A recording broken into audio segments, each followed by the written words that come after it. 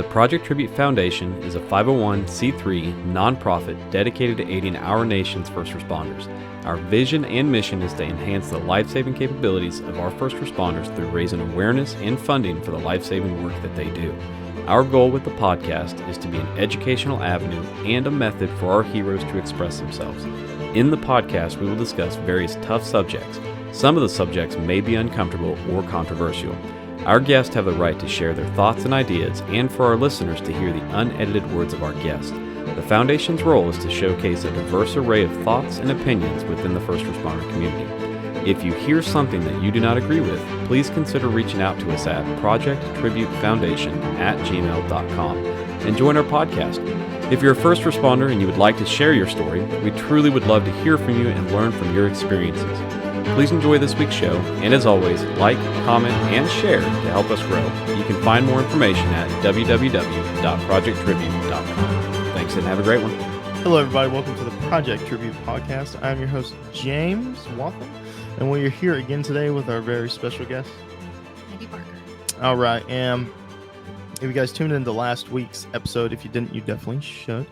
But if you did not, we discussed who is Andy? What does she do? Oh, what a question. Yeah, we kind What a of question. delved deep into her past, her time as a child welfare specialist, kind of her history with schooling, and a little bit on what she does now.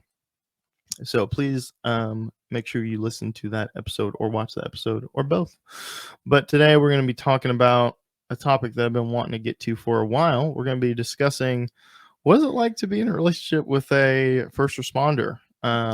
In this specific situation, it's a police officer. I know that comes with its own special stuff because I am one, and my spouse could probably talk a while about How much time do you have?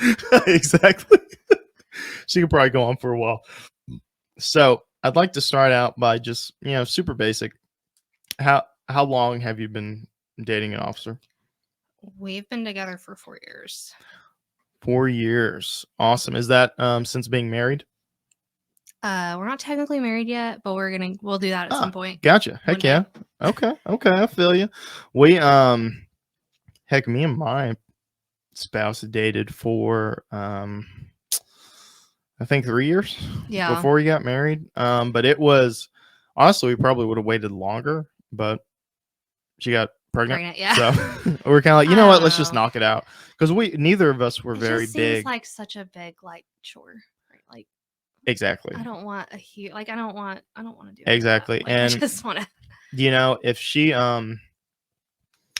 was she was kind of the same mindset of me, but if she would have been exactly, it literally would have been, we would have went to a church Courthouse or church and or got it done. Yeah. Just like that, and we would have just saved all the money on a honeymoon. Yeah. I think some Instead. people kind of get into marriages for the wedding. They definitely do, especially if it's like a tradition, like if they've had a bunch of family members that have had huge weddings. Yeah, it's kind of expected. They're like, I want to have a huge wedding too. But people don't understand those things can, goddamn, literally. Oh yeah. It's like a car note, or it's a whole car. Yeah. On one wedding, and I'm like, shoot, we still spent too much money, and I was like, we barely have anything for the honeymoon when it's Really actually just anything. us two. Yeah. When we're supposed to be having fun and do what we want to do. Pre-kids.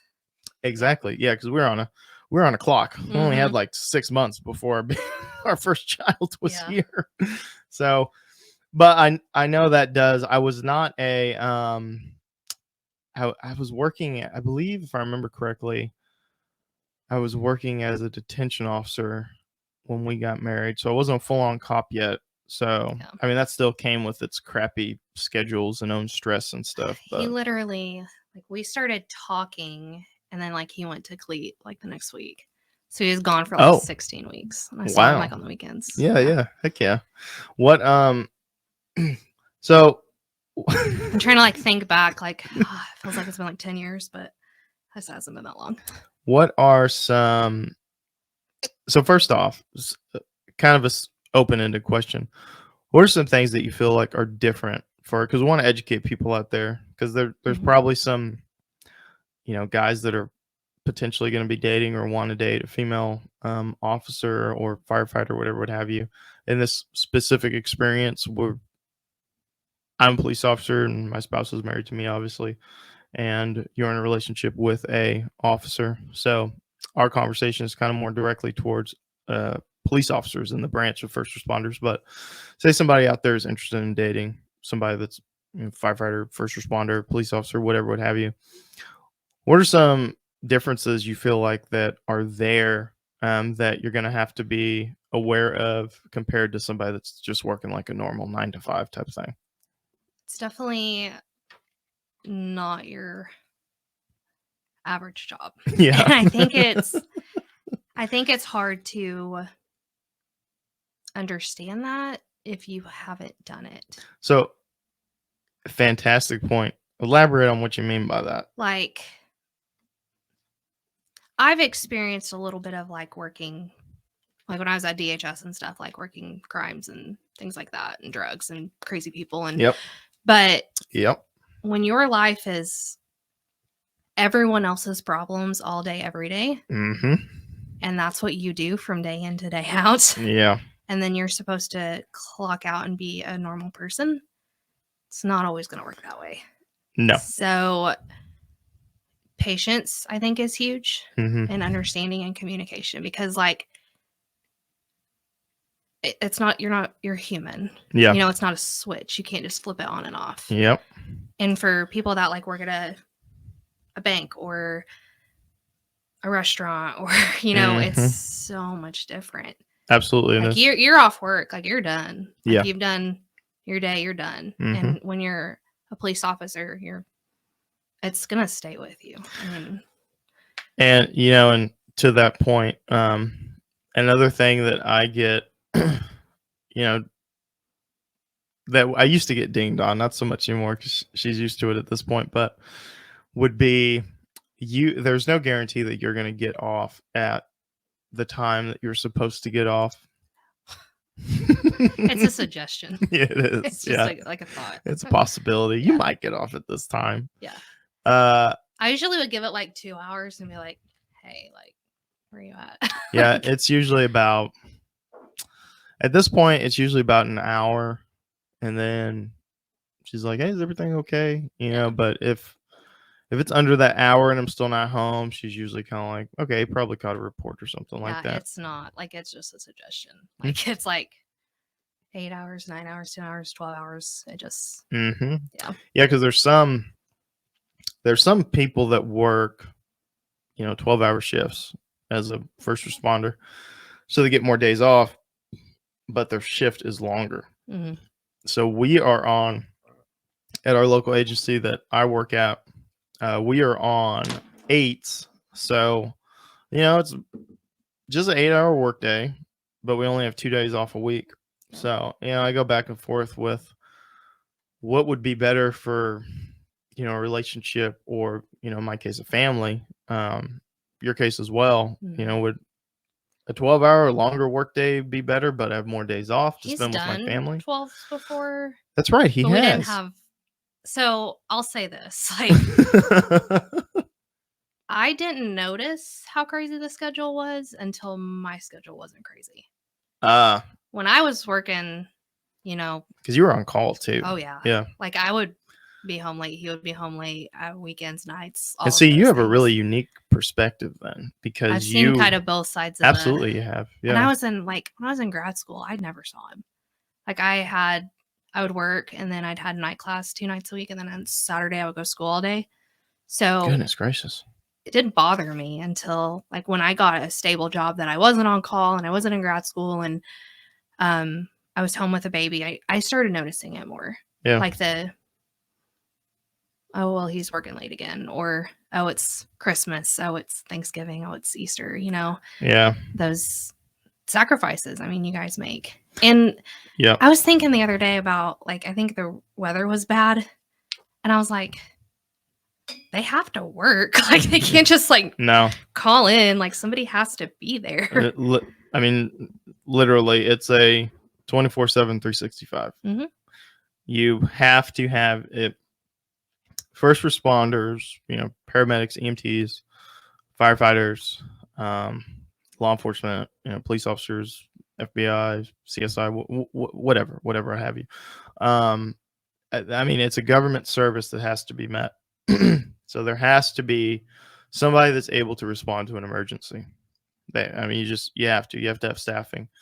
So I mean, that's something to think about. Like, whatever the opening date of I'm sure it's somewhere in our PD, maybe on our badge or something. I don't know. I probably should, but I don't know.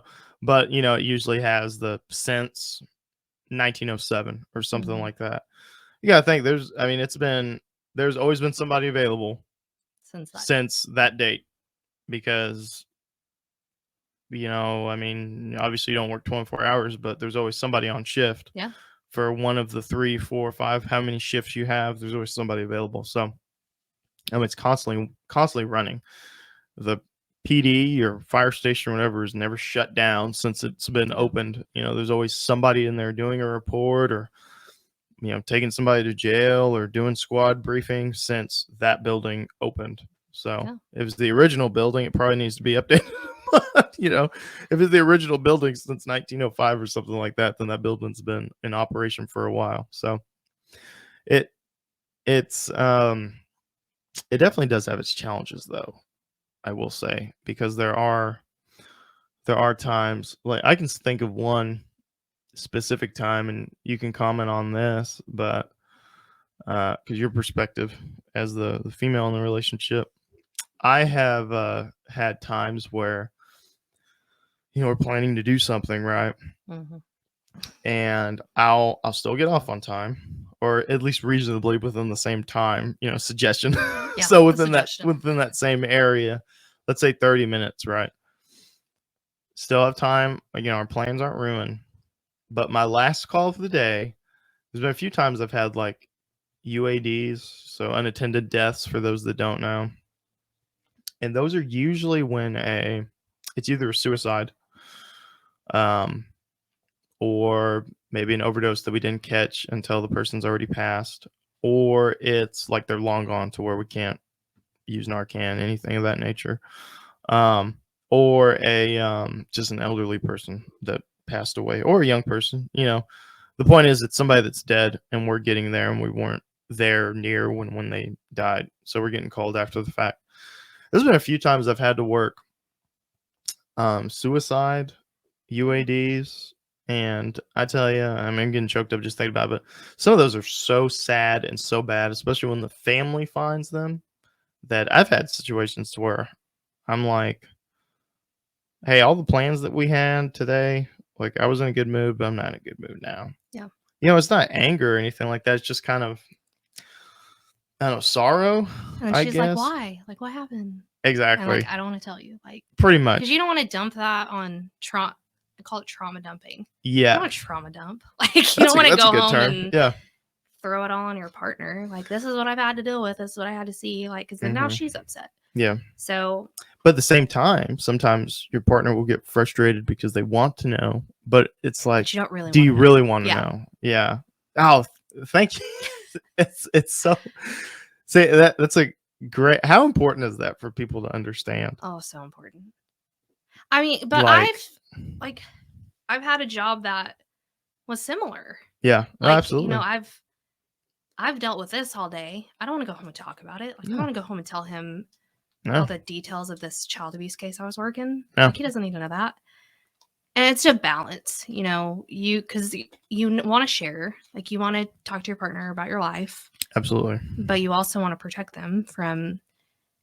There's a big difference between, like, having sympathy and empathy. Yeah. And elaborate on that. Okay, so because people get them mixed up all the time. Yeah, like, as a social worker, like, I care about people, like, end of story. Like, I love to help people, but I can only care.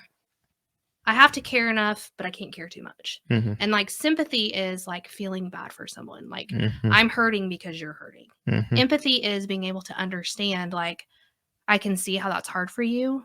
I recognize that that's hard for you, and I care. Mm-hmm. But it's having that space. Mm-hmm. Because you can't internalize it. Like, you have to, and that's such a hard balance to find. Oh my God, it's so hard to not take things home. Yeah.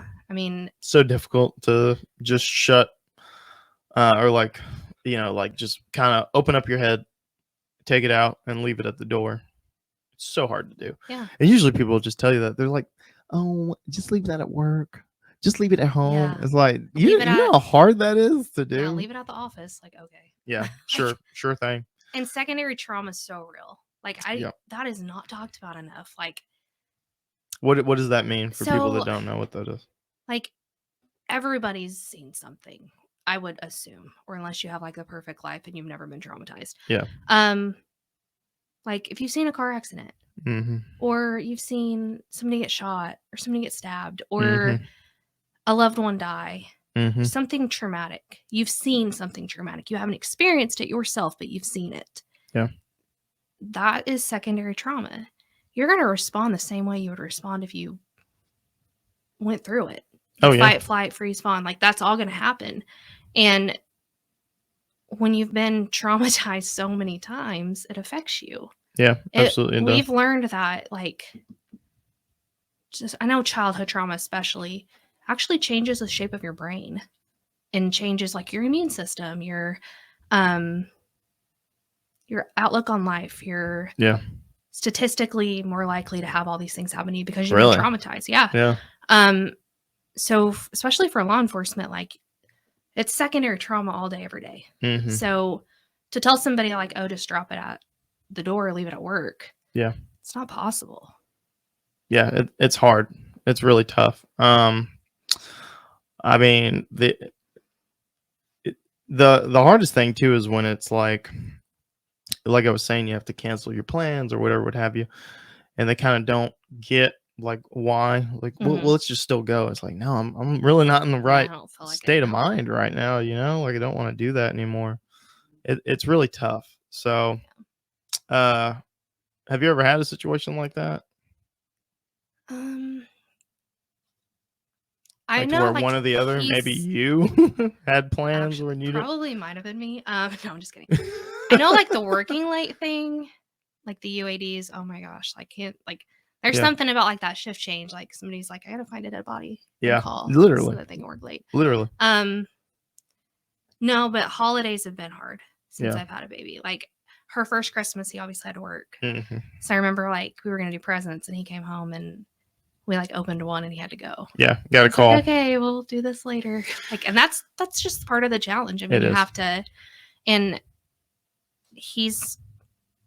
he had days off during the week, and I had days off on the weekends. So when do you have time together? Yeah. Honestly. It's a balancing act, and it's so I mean, for those of you out there, you understand there's gonna be times where we're gonna have to change plans. You're gonna have to adapt to each other's schedules. You're gonna have to reschedule stuff. There's gonna be holidays potentially that your partner is going to miss and it's not going to be there, because luckily at our local agency, we're lucky enough to where that if you live in town, they'll let you go back in between and do like calls for service and stuff. But there are some agencies that don't let you do things like that. So I mean, that's something to be aware of. Like Christmas doesn't happen on Christmas, and like pretty much it's okay to do the holiday on a different day. Thank you. That's okay. Like it's not ideal, but it's okay. Yeah. Like, and he recently like has weekends off now, and I had to adjust to that. Really? Because I was like, "What are you doing here? It's Saturday. I was supposed to do this isn't normal." In dinner time, like him being home for dinner, I'm like, I have to like cook stuff you like now. Like, it's like not about me and the baby anymore. Like I gotta feed you. Yeah, absolutely. So that's been interesting. It's been really nice. So. And you had to you're having to put your kid to, because he was working the 2 to 10 shift for a while, so you were having to do dinner and bedtime, by myself, which are 2 very hard things to do. Toddler, in between keeping the house clean, working my job, working your job, cooking, and putting them to bed all by yourself. They had like the cutest morning routine though, like when he was on days, or when he was on evenings, they just had their whole little thing. Like make her eggs. It was so cute. But it's nice to have him on the weekends. Yeah, So for like, sure. we can actually do like family stuff. And that, that was the same for me. Like when I would have to go on call and leave on the weekends, like, yes, I get it. I think I'm a little more understanding because like I've had a job that was so crazy. Yeah. But things have been a lot more stable lately, which was really nice. Good.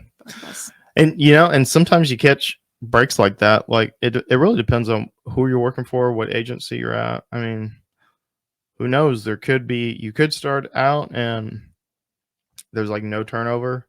So you're at the bottom of the barrel with like crappy days off on night shift. I think I've like survived every shift and schedule and days off. And I've done all like the 12s and the, I've lived through all of it. And sometimes you may date somebody where they're on that for years. Yeah. The worst nights, the worst schedule with the worst days off for years. And then sometimes, you could be dating somebody that's at a agency where they get pretty good. And good is like there's some people who match their partner's schedule, so like night shift works for them better. So I word it like you may be able to get. There's some agencies where your partner will get on a schedule that works for your family a lot sooner than other. I mean, it just depends on where you are and what the circumstances are at that time. But be aware that there's a very high probability that there could be a situation to where your partner has a crappy shift, crappy hours, and crappy days off for a while. And you have to, obviously you don't have to stay, but I mean, you're not bound to this relationship. No, but you need to understand that before you go in it. Is that, okay, if you want to be in a relationship with a first responder, those are some sacrifices that you're going to have to make potentially. So in what ways is it rewarding though? That's a harder one. No, I'm just kidding. Just I think when like I see something on the news, like I just like makes me so proud. Yeah. And the respect and the sacrifice. Like it's hard to put into words like how much that means. Yeah. And when you have a heart for helping people and you find somebody that also has a heart for helping people, it's just really special. Yeah, definitely can be. Especially if you both, like you said, synchronize on that thing. Is there how is having had kids? How does that play a role? Does that change things up? It definitely did for me. Like I wasn't okay with having a crazy schedule anymore. Like I had to, like I wanted to be home as much as possible. And that's the mom in you. Yeah. It softened me. It really did. It's kind of sad. But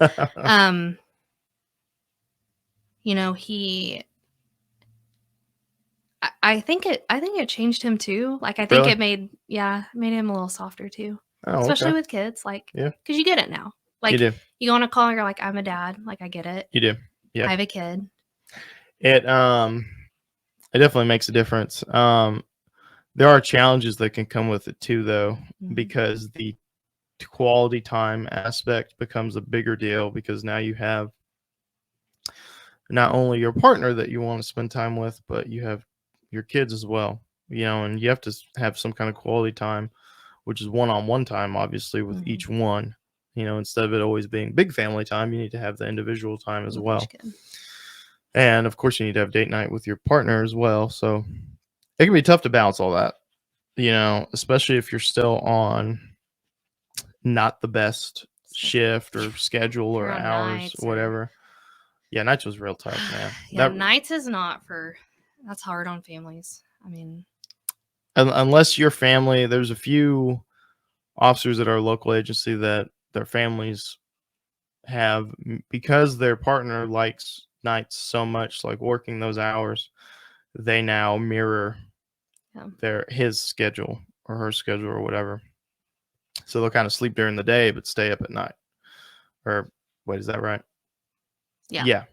So because when they go on their days off, they'll still have that same schedule. Yeah, they're still. When I was on nights, I would like stay up that whole day and then mirror my family's schedule. So by the time I went back to work on my Monday, I'd be just smoked, man. Yeah. I'd be so tired. I remember he would go from like nights to, I don't even remember where this was, nights to days, like overnight. I was like, what? Yeah, like he would literally like just stay up and like the schedule would change and he'd be on like days. I'm like, oh God, that sounds horrible. Yeah. He doesn't need sleep as much as I do, I guess. That's crazy. Yeah, if I don't get my sleep, I'm very cranky. So, which was, and that the one last point I want to bring up, and I mean, you may not have had to experience this, but I know there would be some times that I just did not want to interact because I was just frustrated with the call or I saw something that was kind of effed up. Burnt. Yeah, I was just burnt, man. And when you get home, your family wants to spend time with you, and it was so hard to figure out without being mean. Like, I need some alone time right now. Like, I'm sorry. Yeah. But then again, you only have so much, like, it's like a phone battery. Yeah. Like the percentage. Yeah. You only get so much of that in a day. Yeah. Absolutely. And when it's all spent, where are you going to get it from? Absolutely. So, get it. So the takeaway from this is there's a lot to keep in mind before, and it can be an awesome thing. There's a lot of pros that come from it as well, but you gotta understand there's a lot of cons too. Yeah. So as long as you keep those things in mind, though, I think that you'll be all right. Just follow your heart, do what you think is right. If you love somebody or you want to be with somebody, and they're not all the same, absolutely, just because you've absolutely met one officer or anybody in first responder family doesn't mean like they're all the same. Like, yeah, absolutely. We don't all think alike. So give us another shot if you've been burned. Try again. Try again. But I think that's some good information for the people out there. So with that being said, we're going to conclude this segment. Remember, everybody out there, to let's see if I can find it here. I think it was in the banner section. Oh, well, I have the paper right here. Remember to text Bleed Kit to 918-856-3977 if you haven't already. Remember, that helps us so we can keep providing life-saving equipment to first responders out there that need it. So this is James with Project Tribute Foundation podcast signing off, and we will be back with our special guest, Andy Parker, next week. Yeah, thank you. Thank you all for listening. Stay safe out there.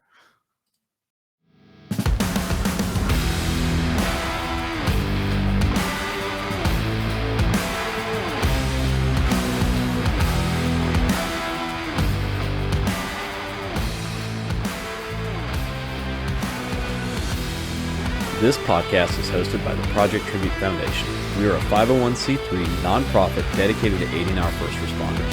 Thank you for listening. For more information on our efforts, check us out at www.projecttribute.com. If you're a first responder that would like to share your story, contact us at projecttributefoundation@gmail.com. You can find us on various social media and podcast sites by searching the Project Tribute Foundation. 100% of donations are used to save lives while our retail store pays for any of our operational costs.